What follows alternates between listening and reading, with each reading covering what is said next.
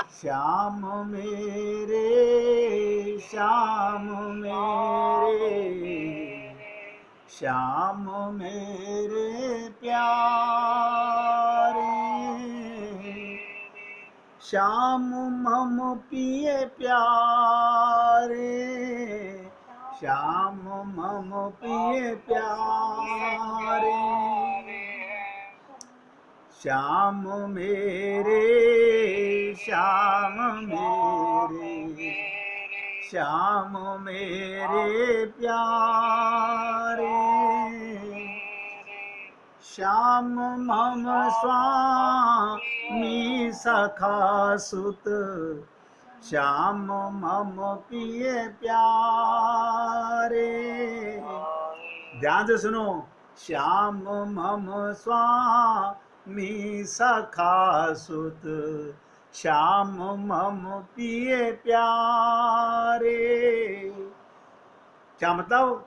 श्याम ही मेरे सखा हैं, श्याम ही मेरे स्वामी हैं, और श्याम ही मेरे सुत हैं, पुत्र हैं। लेकिन हम तो उन्हें अपना मानते हैं, श्याम का क्यों माने? हम बुद्धिमान लोग हैं, हम पागल थोड़ी हैं। पैदा तो हम करें, कमा के खिलाएं तो हम, उनका पालन तो करें हम, और श्याम का मान लें? हमारे को उल्टा पहाड़ा मत पढ़ाओ। ये हाल है हम बुद्धिजीवी लोगों का। अपनी मूर्खता को हमें पहचानते नहीं हैं। कहा श्याम मम स्वामी सखा सुत। संसार में जो भी आपके रिश्ते नाते हैं, ये सब परमात्मा ही बन के आते हैं, लेकिन आप उनके साथ शरीर की रिश्तेदारियां निभा रहे हैं। कभी परमात्मा को देखते हो उनके अंदर? कभी मन में भाव आता है? जब गाते हो त्वमेव माताश्च पिता त्वमेव त्वमेव बंधुश्च सखा त्वमेव, ये बंधु कौन होते हैं? सखा कौन होते हैं? तुमेव विद्याश्च द्रविणम तुमेव, ये ज्ञान भी तुम्हारा, ये धन भी तुम्हारा परमात्मा है। और साथ में क्या कहा? त्वमेव सर्वम, हे गोविंद सब कुछ तुम ही तो हो। लेकिन मैं मूर्ख अपने को ये शरीर गधा ही मानता रहा, ना आत्मा माना, ना किसी में आपको देखा। तो कल्याण कैसे होगा? सोचिए, कल्याण कैसे होगा? कैसी व्याकुलता होनी चाहिए परमात्मा के लिए? एक दिन किशोरी जी, राधा रानी बहुत व्याकुल हो रही हैं। किस लिए? कि श्याम सुंदर बहुत विलंब कर दिया आने में। इंतजार का अलग ही मजा है, इंतजार के अलग ही आंसू हैं। ऐसी व्याकुलता आपको और हमको तो नहीं हुई। आप और हम लोगों की उम्र कितनी हो चुकी आप अंदाजा लगा लीजिएगा, लेकिन भगवान के लिए व्याकुलता नहीं हुई है। आप भी तो आत्मा है, राधा स्वरूपा ही हैं, लेकिन प्रीतम की चाहना नहीं हुई। किशोरी जी को उनका विलंब असहनीय हो रहा है। हमारे को शरीर का दर्द असहनीय है, आपको क्या पता, हमसे शरीर का दर्द सहा नहीं जा रहा। मैं बता देता हूं, जितनी शरीर में ममता होगी उतना ही तुम्हारे को दर्द असहनीय होगा। एक एक शब्द ध्यान दीजिएगा, जितना शरीर में ममता होगी उतना ही दर्द असहनीय होगा। जितना भगवान से प्रेम होगा उतनी उसकी याद में असहनीय व्याकुलता होगी। राधा जी इतनी व्याकुल, एक सखी को बार बार कहती है, देखो श्याम सुंदर आए नहीं, देखो श्याम सुंदर आए नहीं। सखी पुनः पुनः देखती है बाहर जाकर, आज तो श्याम सुंदर आ ही नहीं रहे। और सखी क्या कर रही है? मेरी स्वामिनी जी कितनी अधीर हो रही है, आप और हम लोग तो कभी अधीर नहीं हुए। हम अधीर कब होते हैं? लड़की की बारात 7 बजे आनी थी, 9 बज गए, पसीना आ रहा है माँ बाप को, हाय राम, कोई खबर भी नहीं है कहां पर बारात पहुंची, कब तक आएगी। अब क्या करें? हमने तो अपने रिश्तेदारों को खाना भी अभी तक नहीं परोसा है। हमारी अधीरता, हमारी व्याकुलता संसार के लिए सदा रहती है।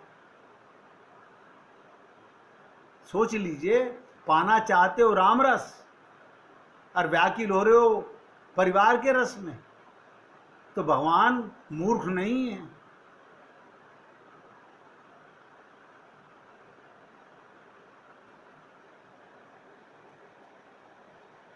तो सखी कह रही है, मेरी स्वामिनी जू कितनी अधीर हो रही हैं। कहीं सब सखियों ने कान्हा जू के संग विनोद किया और उनसे नृत्य करवाया और खूब हंसी की, इस बात से कान्हा आ ही नहीं रहे। सखी के मन में पुनः पुनः पहली बात की स्मृति हो रही है, पर ये बात अपनी स्वामी जी को कैसे कहें कि आज गोपियों ने कान्हा जी को घेर रखा है। भगवान तो प्रेम के भूखे हैं, वो तो भक्त के पराधीन है। लेकिन राधा की सखी को तो राधा को धैर्य धराना होगा, अन्यथा उनकी स्थिति संभल नहीं सकेगी। क्या मतलब? राधा को ये पता चले कि आज गोविंद नहीं आएंगे, वो प्राण छोड़ देंगी। हैं? हमें तो कभी प्राण नहीं निकले आज तक भगवान के प्यार के लिए।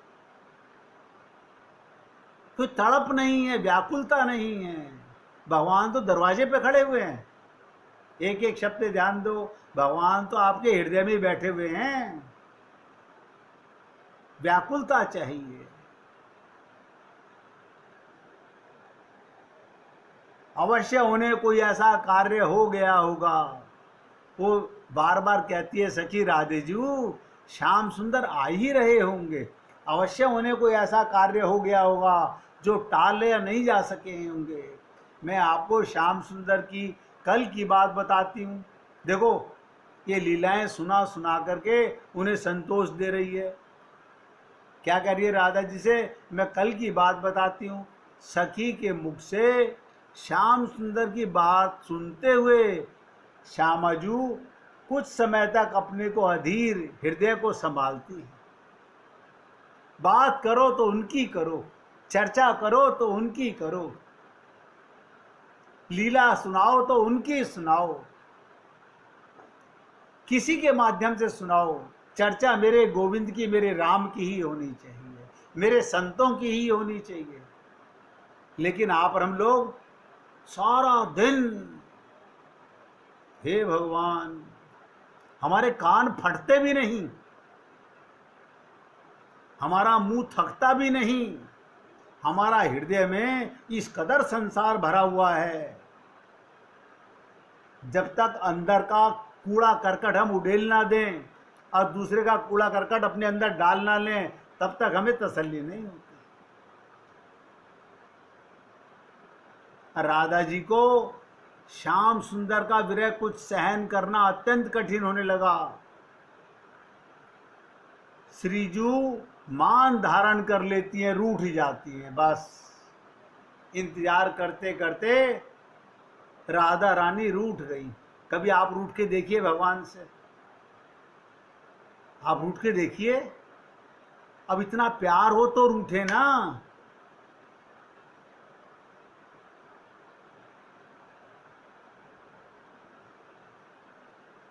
हमें इतना प्यार नहीं है भगवान से, संसार से बहुत प्यार है।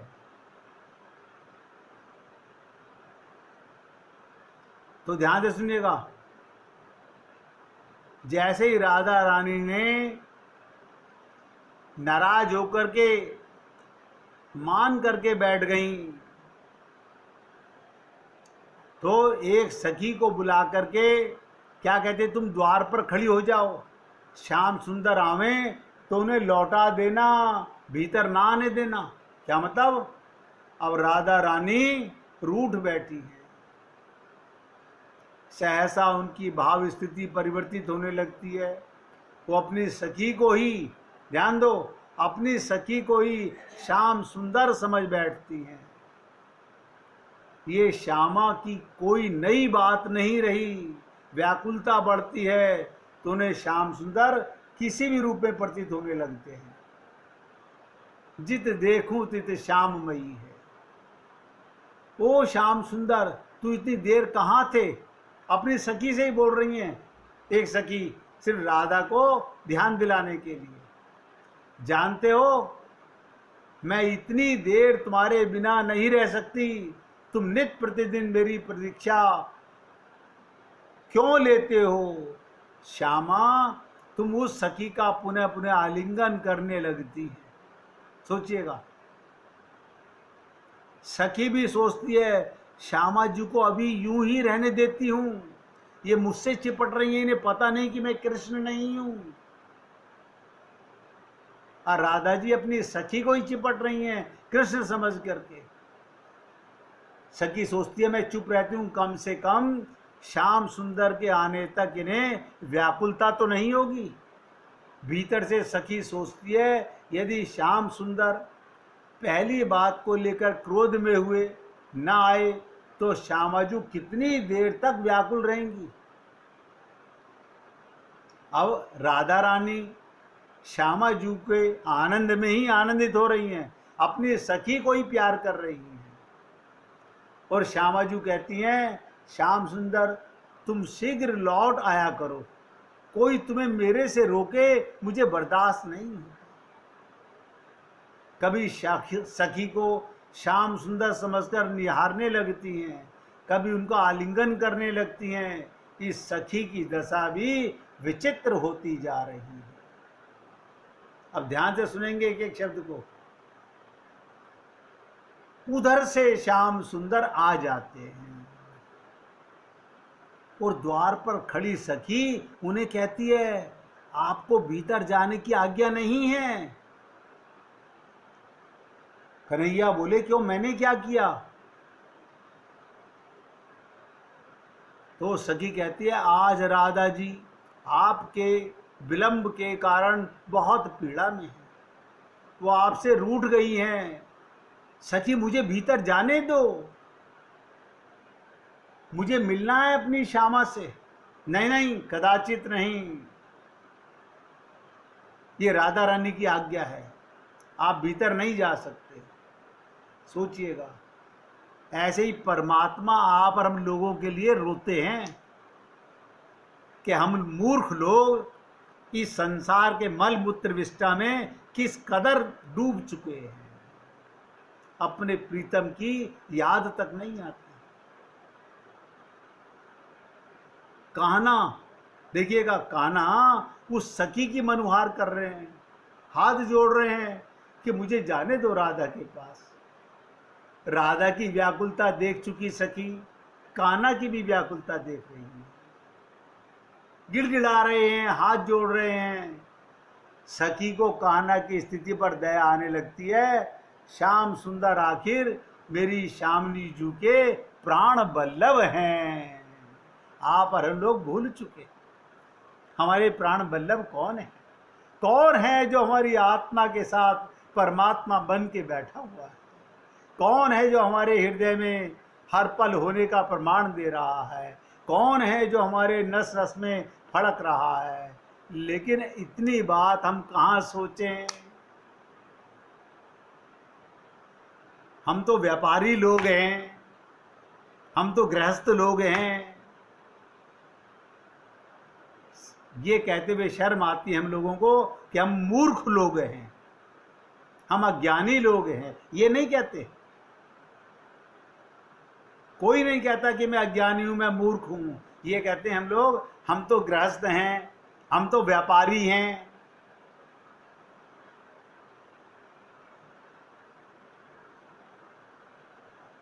तो सखी कहती है कान्हा जी से, आप रुकिए, मैं राधा जी से पूछकर आती हूँ, उनसे आज्ञा लेकर आती हूँ। सखी भीतर की ओर जाती है तो क्या देखती है, ध्यान दो। श्यामिनी जी एक सखी को श्याम सुंदर समझ बैठी हैं और उसका हाथ पकड़कर अपने हाथ में लेकर आंखें मूंद कर बैठी हुई हैं। वो सखी बाहर से आने वाली सखी को श्याम सुंदर के आने को पूछती है तथा कहती है उन्हें शीघ्र अंदर भेज दो। और बाहर जाके, क्योंकि राधा जी ने आंखें बंद की हुई हैं, वो प्रीतम के आनंद में डूबी हुई हैं। अब भीतर बैठी हुई सखी श्याम सुंदर को इशारा करती है, ध्यान दो। श्याम सुंदर उसकी जगह आकर बैठ जाते हैं और राधा रानी का कर उनका हाथ अपने हाथ में ले लेते हैं और सखी उठ के चली जाती है। जैसे ही श्याम सुंदर का हाथ राधे जी के हाथ से स्पर्श करता है, ये आनंद की अनुभूति है, ये प्रेम की अनुभूति है, ये वो रस की अनुभूति है जो केवल आत्मा को मिलता है। बहुत गहरी बात है। रसो वही सहा, जो मिटने को तैयार हो वही रस में डूब सकता है। तो जैसे ही कन्हैया राधा रानी का हाथ स्पर्श करते हैं, तुरंत राधा के बंद आंखें खुल जाती हैं और जैसे ही कन्हैया को अपने समक्ष देखती हैं, उनके लिए तो श्याम सुंदर पहले से ही मौजूद थे। तुरंत राधा रानी फिर उनका आलिंगन करती हैं और सखियां इस युगल आनंद का आनंद लेती हैं। ऐसी अद्भुत प्रेम है श्यामा श्याम का, ऐसा अद्भुत प्रेम है आत्मा और परमात्मा का। मैं तो छोटी सी लीला सुना करके आप लोगों को एहसास कराना चाहता हूँ कि हम अपनी भूल को कब सुधारेंगे। परमात्मा हमारे हृदय में बैठा हुआ पल पल का इंतजार कर रहा है। उसकी तरफ से व्याकुलता पूरी है क्योंकि उसने हमें मौका दिया है अपनी प्राप्ति का। हम व्याकुल नहीं है भगवान के लिए, हम व्याकुल हैं शरीर मानकर संसार के लिए। हमें आग लगी हुई है शरीर के संबंधों की, इंद्रियों के संबंधों की, और परमात्मा अंदर से संत महात्माओं को प्रेरणा देते हैं, कल्याण करो कल्याण करो कल्याण करो। अब आप बताइएगा संत महात्मा किसका कल्याण करें? जो स्वयं अपना कल्याण ना करना चाहे उस मूर्ख का कोई कल्याण नहीं कर सकता। मैं तो आप पुण्य आत्माओं से निवेदन कर रहा हूं, हे पुण्य आत्माओं, बहुत हो चुका, बहुत भटक चुके, क्या फिर संसार में वापस 84 लाख योनियों में आना चाहते हो? अभी कुछ नहीं बिगड़ा है, अभी कुछ नहीं बिगड़ा है, ये भी साथ में नोट कर लीजिएगा।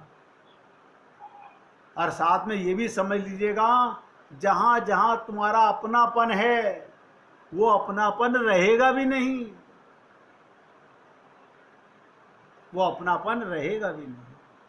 बस इधर आंख बंद उधर खेला खत्म, लीला खत्म, भगवान के मिलने का खेला खत्म। अब भगवान की प्राप्ति का फिर कभी मौका मिलेगा और इधर संसार माया का जंजाल खत्म।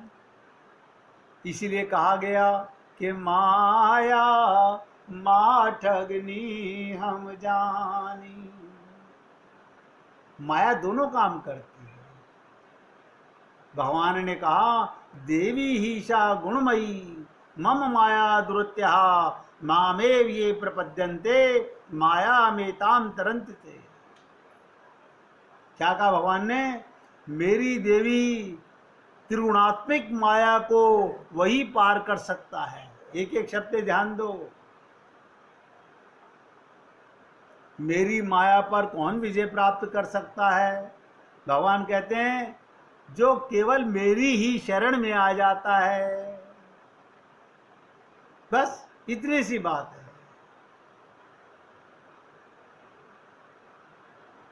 जागो, अभी कुछ नहीं बिगड़ा है। आप और हम लोग अपने को महसूस करते हैं हम जागे हुए हैं। हम तो उस दलदल में सोए हुए हैं, इतनी गहरी नींद में सोए हुए हैं कि शायद ही जाग पाएं, शायद ही जाग पाएं। इसलिए देखिएगा, मैं परमात्मा का दास और आपका सेवक, मैं परमात्मा का दास और आपका सेवक, आपसे विनय करता हूं, निवेदन करता हूं कि बहुत सोच चुके। वो भजन है ना, उठ जाग मुसाफिर, भोर भई अब रैन कहाँ जो सोवत है। उसकी एक लाइन को ही अपने हृदय में सोच लीजिए कि क्या मुझे हम जागा हुआ महसूस करते, हम जागे नहीं हैं। बहुत दारुण दुख भोगेंगे हम लोग। यहां से निकल गए तो पता नहीं है कि कहां कहां भटकेंगे। कीड़े मकोड़े, कुत्ते बिल्ली गधे बन करके, कोई माया, ये तुम्हारा धन, ये तुम्हारी दौलत, ये तुम्हारे मकान, ये तुम्हारा परिवार, कोई साथ नहीं देगा। फिर पछताए क्या होते हैं जब चिड़िया चुग गई खेत। आगे बढ़ने से पहले फिर निवेदन करता हूँ, 1 मिनट भगवान को याद कीजिए। मेरे